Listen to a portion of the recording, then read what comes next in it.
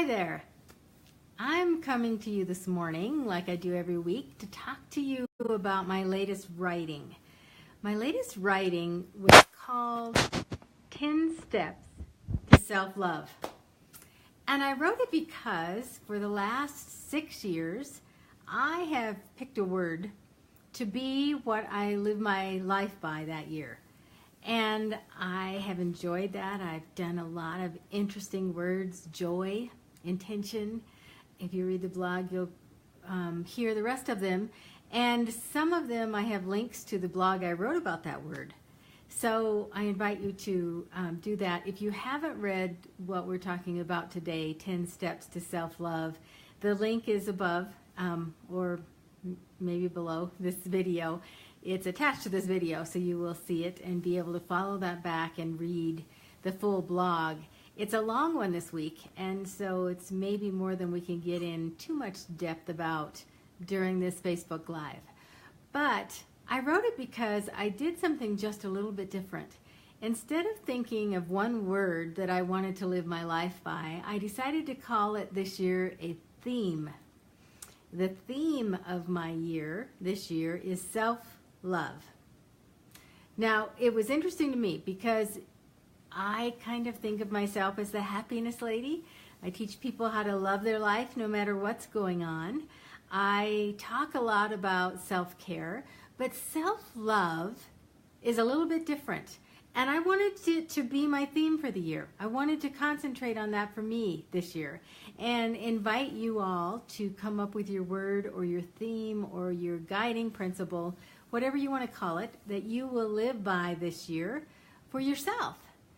So I came up with 10 steps that I thought I would use for self-love this year, and I thought I would share them with you. And that's why I wrote this blog. So I'm going to go through the steps really quick and talk just a little bit about why I came up with them and what they mean to me. So as I mentioned, self-love and self-care are a little bit different. And so self-care is the first step for self-love. And it's the things we hear all the time: sleeping enough, eating healthy, exercising, those things that we need to do to take care of our bodies and be healthy. And it's hard to be happy if you're not healthy and feeling good. So that is the first step, number one, self-care. And that is a challenge for all of us. I should say that's a challenge for me. I don't always exercise. I don't always eat exactly the way I'm supposed to eat. I don't always get enough sleep. So that is my first challenge, self-care. My next step is that negative self-talk that we all do.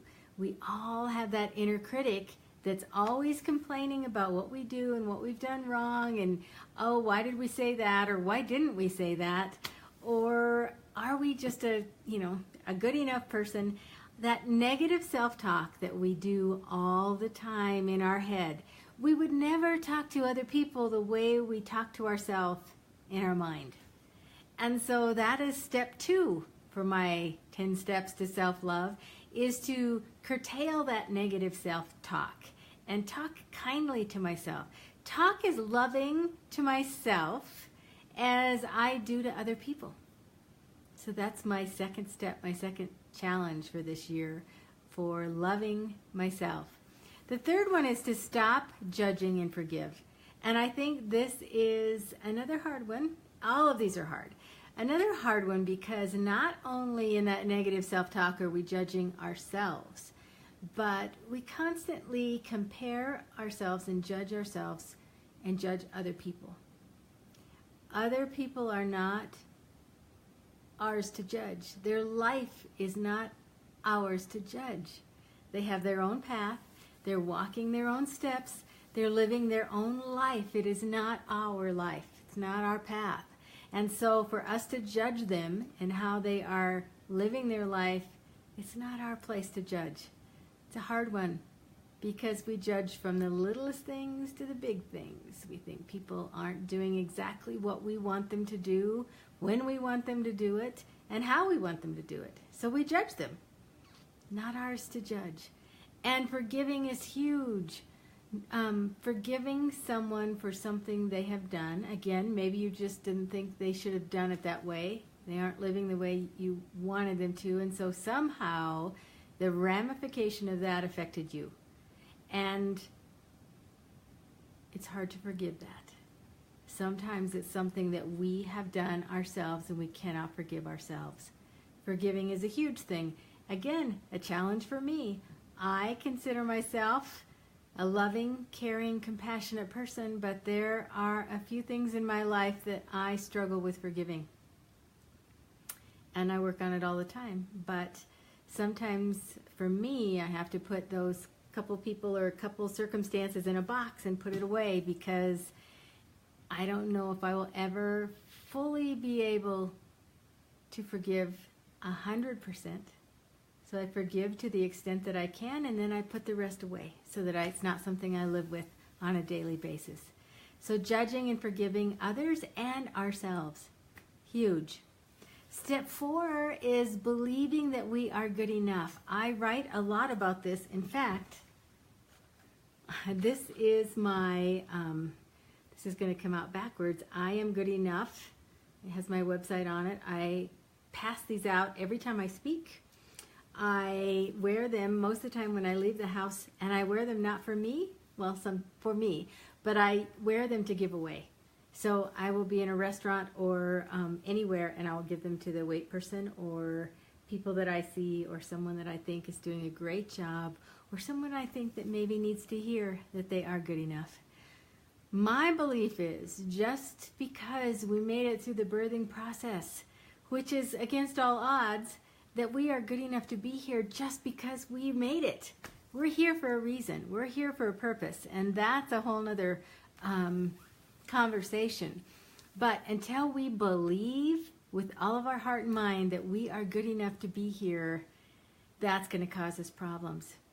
Again, this is a whole nother conversation about how deeply I believe this, and how important I think it is that we believe that we are good enough right here, this moment. Doesn't matter if we're having a bad hair day, doesn't matter if we didn't finish college, doesn't matter about all of these things that we think that we didn't accomplish or didn't do, or are being criticized by others. What we have to believe is right now, in this moment, in every moment of our life, we are good enough. And we need to stop trying to be more of something to feel like we're good enough. Another great step in the 10 steps of self-love. 5, and I have cheat sheets here, so if you see me looking down, give what you want to receive. I totally believe we get what we give. And so if you want to be loved and treated with kindness and compassion, that's what you have to give. And this starts with ourselves. If we can't treat ourselves with love and compassion and kindness, that's not what we're going to be putting out in the world. And so we're not going to get it back. Whatever we give out is mirrored back to us, even right down to a smile. You can't give a smile away without getting it one back. You just can't. It's almost impossible. You smile at somebody, they are going to smile. Simplest thing in the world you can do. You get what you give.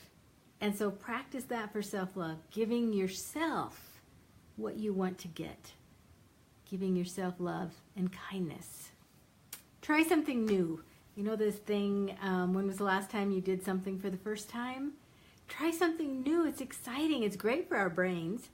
It's exciting and fun and educational, and it brings us to life in so many ways when we learn something new. I loved being a student. I consider myself a student of life still. So I love reading. I love learning new things. I love doing new things. I am a creative type person, so I like to paint and sew and all kinds of things that use my hands to create. I love to decorate. I love to decorate my home. So anything that is new for you to try, whether it's a sport that you like or a hobby or anything, singing, that's one thing I might not ever be good at. I'm not a great singer, so I sing a lot to myself, but not in public. Whatever it is that's new, For you, try something new to bring yourself alive. Try something new. Leave the past in the past. This is number 7. And I know firsthand that we all have stuff in our life. We all have stuff that we wished hadn't happened. We all have a phone call we wish we didn't have to answer. We all have a relationship that we wish hadn't ended. Or whatever it is, those days that we've experienced that we wish had never happened in our life can really take our life away. I have a saying that says, don't let the yesterdays take away your todays. So if we live in yesterday, if we live in those ugly, dark days every day, thinking about them, reliving them every day, we are taking away our today. We are taking away our today. We can't enjoy today if we're reliving those ugly, dark days of our past over and over again. So leave the past in the past. It's a gift to ourselves. Now, I'm not saying that we will ever totally forget what happened in our life, especially if you've lost a loved one or had a relationship break or lost a job that you loved, or there's just a number of things that could have happened and do happen to all of us. We won't forget that, and hopefully we learn lessons from it, and we are grateful for the time we had with the person we lost, or grateful for the relationship that we had for the time we had it, or grateful for that job that we learned how to be better. Whatever it is, figure out a way to be grateful for it, but for the most part, leave the past in the past. 8. Number 8 is to set limits. I am very guilty of this. You know, I make these 10 steps for me and my theme for the year so that I can work on my own self-love. So they are all things that I need to work on. Setting limits. I am a people pleaser, have always been a people pleaser my whole life. I do not like to say no very often.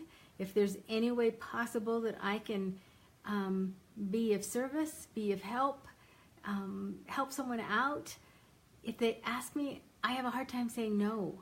So I hope to set some limits and make myself a bit of a priority, because what will happen is I will have a plan for the day. I'm going to do something. I have a plan. Maybe I just want to paint all day. And then someone calls and asks me if I can do something, and I think, oh, sure. Oh, sure, I will. And then my painting idea of this self-indulging day for me of just loving to paint all day long gets put on the back burner and saved for another day. So I'm hoping to set limits, say no when I need to say no, and say yes to myself a little bit more. Number 9 is one I love, and that is to have fun. Find something that makes you feel like a kid again.